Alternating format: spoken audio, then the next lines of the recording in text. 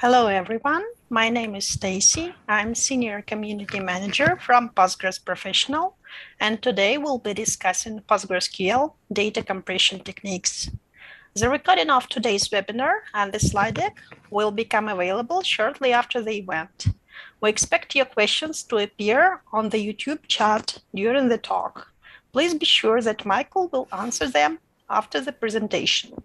I'm glad to introduce Michael Gilin, PostgreSQL Performance Lead at Postgres Professional. Hello, Michael. Hi, everyone. Okay. My name is Michael Gilin, and today I'm going to talk about data compression in PostgreSQL.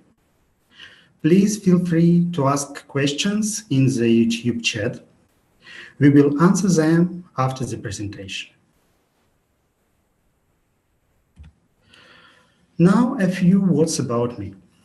I have been working as a performance team lead at Postgres Professional since 2020. I worked in various companies as a performance engineer since 2008. On this slide, you can also see my contact details. Today's agenda consists of several items. We will start with data compression theory and cover some historical facts and various algorithms. Then we will discuss the existing built-in PostgreSQL compression mechanisms and some external advanced solutions. Finally, we will walk through different use cases and possible ways to use data compression to gaining better performance. At the end of this presentation, feel free to ask any questions. Let's proceed. Okay, let's start with the theory.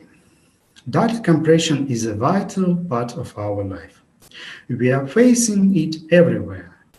While uploading our photos to cloud storage, watching videos on YouTube, surfing internet pages, sending mails, the advantages of data compression are obvious and clear.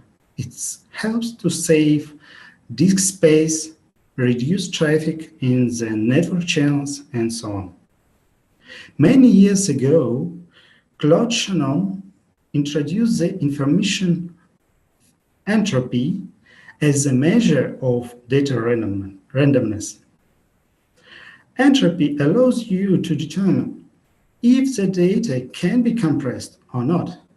If an entropy ratio of data is close to data size, the compression won't bring you any benefit. When we talk about compression in database, we always talk about lossless compression. Lossless compression is technique excluding the loss of any data during compression and decompression processes. Which parameters are important for data compression? First, we need to pay attention to the compression ratio. The higher, the better. The ratio varies on different components like compression algorithm and the nature of data. For instance, text can be compressed with higher rate, but compression ratio of random bytes is close to the 1. The compression and the compression processes takes time and consumes CPU resources. As a result, it increases query processing time, and that is why compression to compression speed is very important for database engines. Okay, let's go back to 1948. No mobile phones, no computers. 10 years before the first hard drive of few megabytes is developed. And then back, there were only symbols, bits, and mapping between them. Shannon invented the way to map symbols and bits in an optimal way thanks to choosing code words based on the binary expansion of symbols probabilities. But they don't always achieve the lowest possible expected code words length. David Hoffman, the student of MIT professor Fenot, introduced the way to produce minimum encoding. Hoffman encoding is used in many modern algorithms like deflate. 30 years later, the IT industry landscape had changed.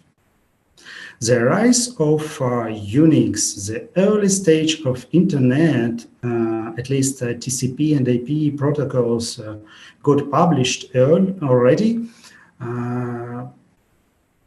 what has changed. But disk storage were still very limited and expensive. Network channels were expensive too. Lempel and Ziv, two Israeli scientists, proposed a new way to make stream compression. New algorithms were called LZ1 and LZ2, also known as LZ77 and LZ78. It's different from the Shannon-Fano compression method due to the usage of dictionaries. The dictionary is computed for sliding window of data and used for decompression. The algorithm is used in popular image format called GIF. All further algorithms invented later belong to LZ family of algorithms. Deflate has improved compression ratio in comparison with LZ1 and LZ2 and is used in many popular file formats like PNG, ZIP, XZIP, and others. LZO has improved decompression speed, and that is why it's used in read-only file systems. And there are two popular modern compression algorithms, LZ4 and Z standard. LZ4 is the fastest compression algorithm as of now. Okay, let's talk about how to compare algorithms. The best way is to benchmark it. Benchmarking is the best way for comparison, and LZBench is one of the most popular benchmarking tools. Here, you can see the benchmark results for popular algorithms like Deflate, LZO, LZ4, Z standard. As you see, Deflate algorithms provide a good compression ratio, 2.8. The decompression speed of LZO is better than one of the Deflate, but LZ4 has the best performance with the slight drop of the compression ratio, 2.1. ZSTD provides good balance between the compression ratio and the speed, even if it's much slower than LZ4. Let's complete the compression overview and move to the data-specific part of our presentation. Let's start with a simple question. What value does data compression bring when it comes to database? The obvious answer is saving disk space. But when it comes to database, data compression has extra advantages. PostgreSQL uses RAM for different kind of caches like shared buffers and Linux page cache. Caches can store more data if data is compressed. Disk I/O is known bottleneck for database engines. Data compression reduces amount of I/O operations, and it results in the improved throughput and shorter query latency. Let's talk about overheads and challenges related to implementation of compression in databases. At first, compression and decompression processes require more CPU resources. It's additional overhead causing longer query response time. On another hand, modern compressors tries to use vector operation to speed up process and reduce CPU consumption. The next disadvantage is the loss in functionality when compression is applied. Some compression techniques are not compatible with other PostgreSQL features. Some techniques requires customized version of PostgreSQL. Those limitations may conflict with business requirements. Despite those changes, data compression allows to improve the database. But what actually should be compressed in database? The biggest disk space consumers are tables, indexes, and write-ahead log files. Tables may contain toast files, and sometimes those toast files can be larger than the table itself.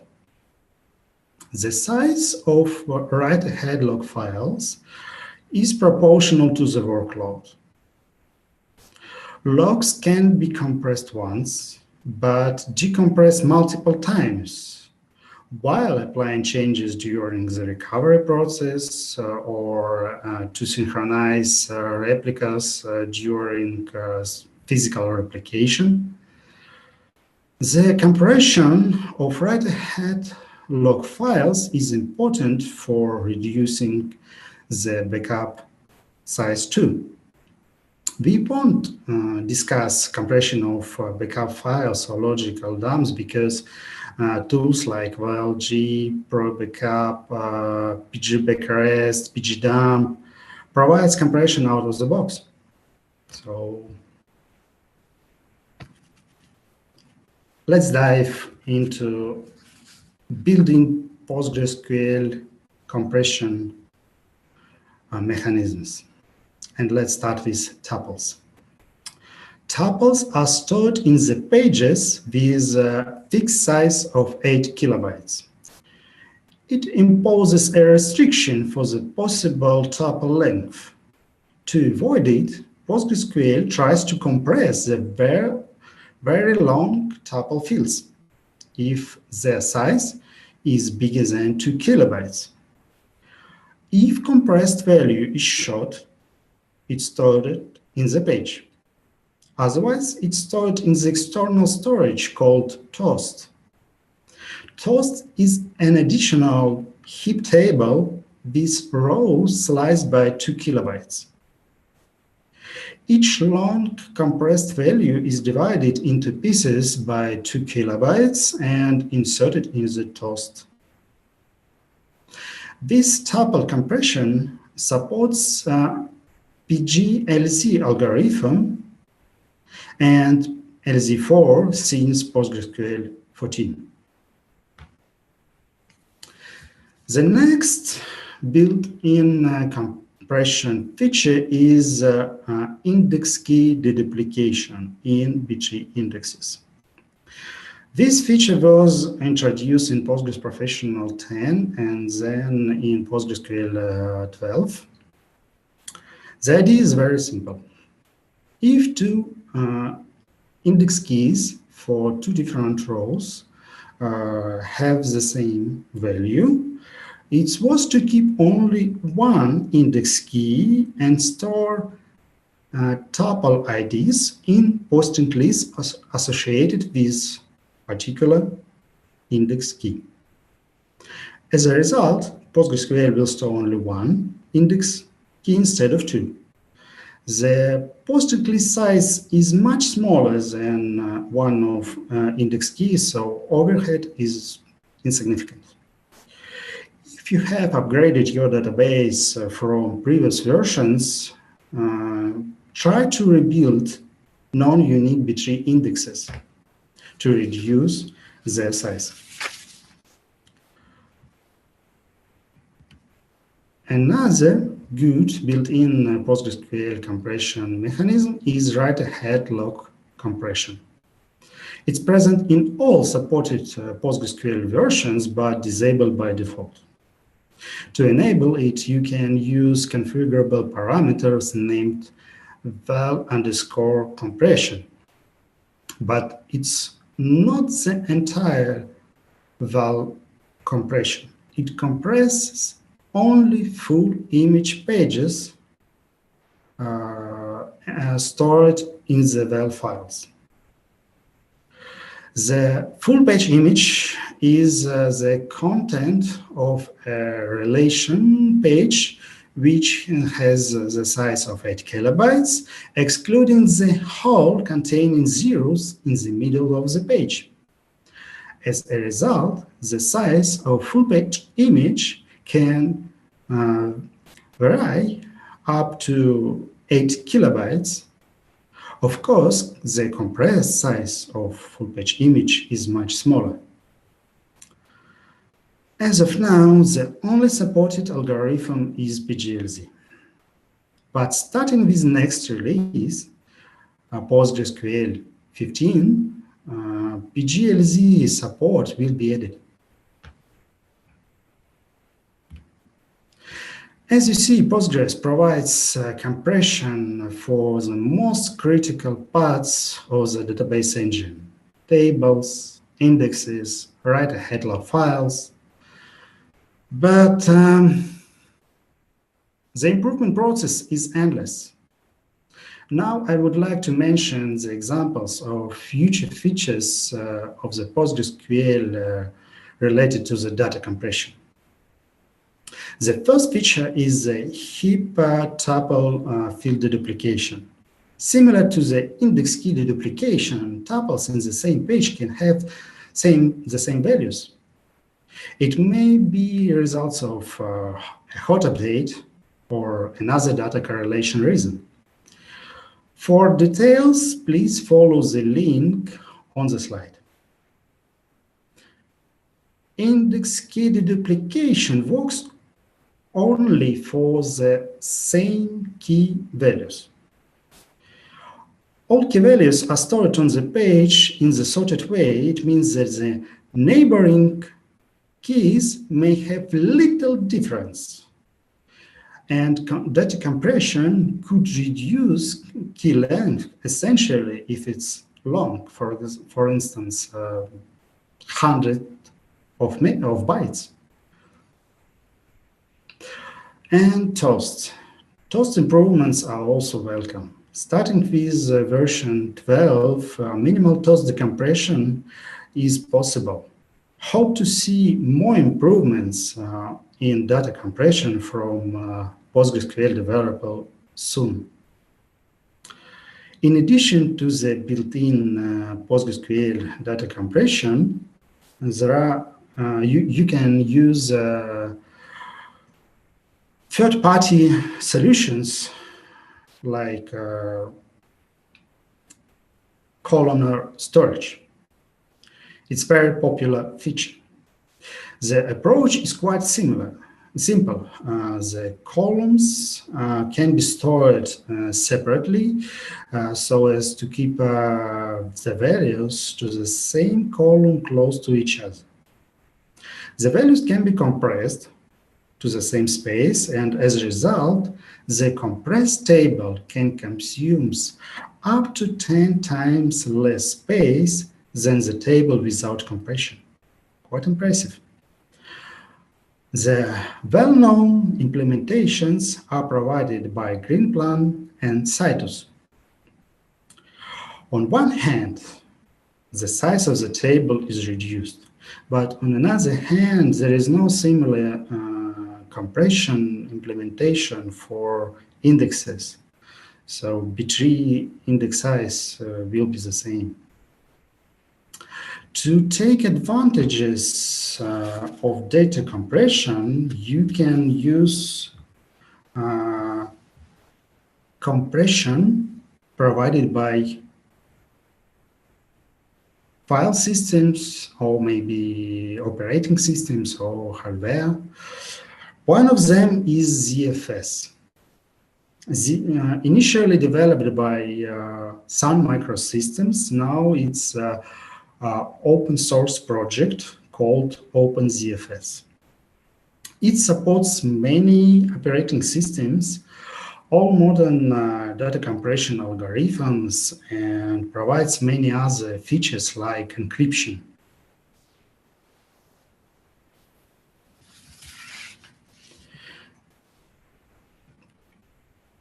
Okay. And the last but not the least option is Postgres Pro CFS. CFS provides transparent page compression. It supports all modern compression algorithms. Its configuration is simple, but the key advantage is that all tables and indexes in same table space will be compressed, and it allows administrator to choose the list of relations to be compressed with no change of schema. This feature is available in Postgres Professional Enterprise. At the end of this presentation, I would like to speak about use cases where compression can be helpful. The first one is small size deployment. Let's consider small the database size up to 500 gigabytes with workload up to 500 transactions or queries per second. Usually, this kind of deployment requires the following hardware resources: up to 16 CPU cores and up to 64 GB RAM. In this case, built-in PostgreSQL compression is good enough, actually. No additional techniques is required. The next case is middle-size deployment, where database size is up to 20 terabytes with workload up to 5,000 transactions per second. The larger deployment comes with high pressure on hardware capabilities. For larger deployments, we recommend to consider advanced techniques to speed up query processing, save storage space, and reduce disk I/O utilization. The further growth of such kind of deployments can be problematical, and compression can help to avoid those problems. Okay, and huge deployments. For huge database deployments, the usage of compression is highly recommended. It's hard to perform database operations like maintenance, backups, housekeeping in a timely manner.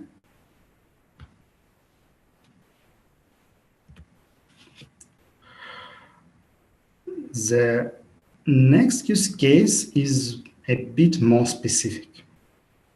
Sometimes the database space is mainly consumed by binary files stored in the tables as byte air. It may bring some benefits like consistent state or updatability or something others, but when we need to access such kind of data, it will be much slower than access to the files on file system. The good alternative is to store files outside the database and keep only meta information in the database tables.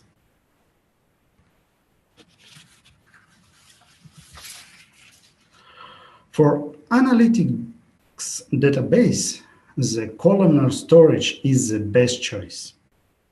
Frequent selections done on a small number of columns became faster if the data is stored in columnar, compact manner.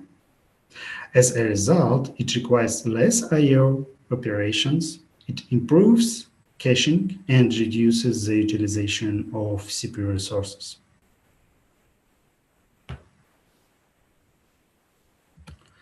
And final use case is about encryption. Many customers need their data to be encrypted to avoid risk on information leak. Both compression and encryption processes change the entropy of data, but encryption keeps the data size while increasing entropy. So the compression of the encrypted data makes no sense. That is why we recommend you to compress first and then encrypt the compressed data. Also, I'm happy to announce our next online event will take place on the 24th of February. It covers Postgres on Azure in 2022. Please use the link to register for our next webinar. Thank you for your attention. Our materials will be publicly available after the event. Please feel free to ask questions in the YouTube chat.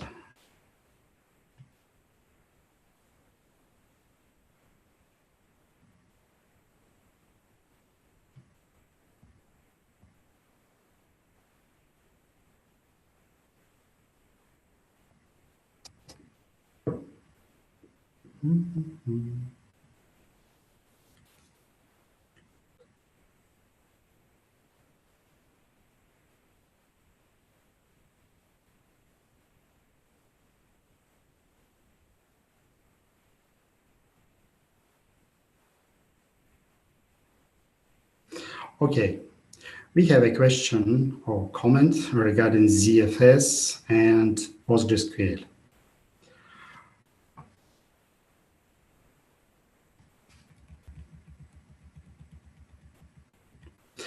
Okay, its hard part is to get right ZFS parameters to be optimized. Yes, and OpenZFS project have some recommendation for performance tuning of PostgreSQL. You can follow link on this slide to get more details about it. As well, there are a lot of presentations on OpenZFS summits and PostgreSQL conferences regarding optimal ZFS parameters to handle Postgres workload.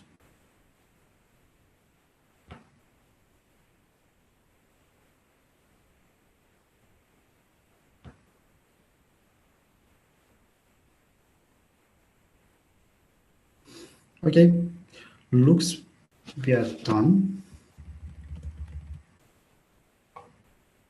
I see no more questions.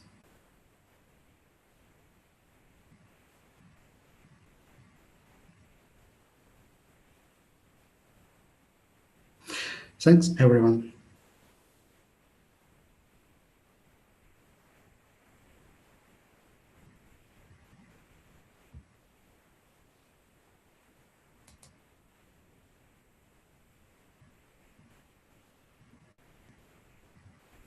Okay, base backup support of LZ4.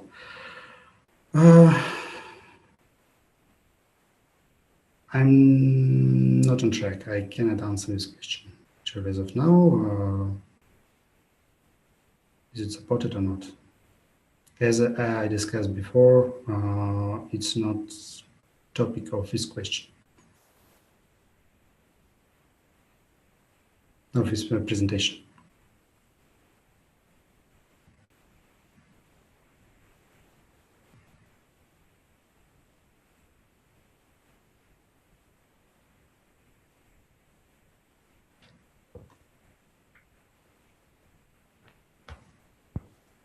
Well, thank you, Michael, for your talk and answers to the questions. Thanks to everyone who attended our today's virtual event. Please expect another email from me with the links to the video and slides soon. We also recommend you to attend our next webinar, Postgres on Azure, with speakers from Postgres Professional and Microsoft. Please subscribe to our account on Eventbrite to get notified about our upcoming events. Thanks again, and goodbye for now. Goodbye.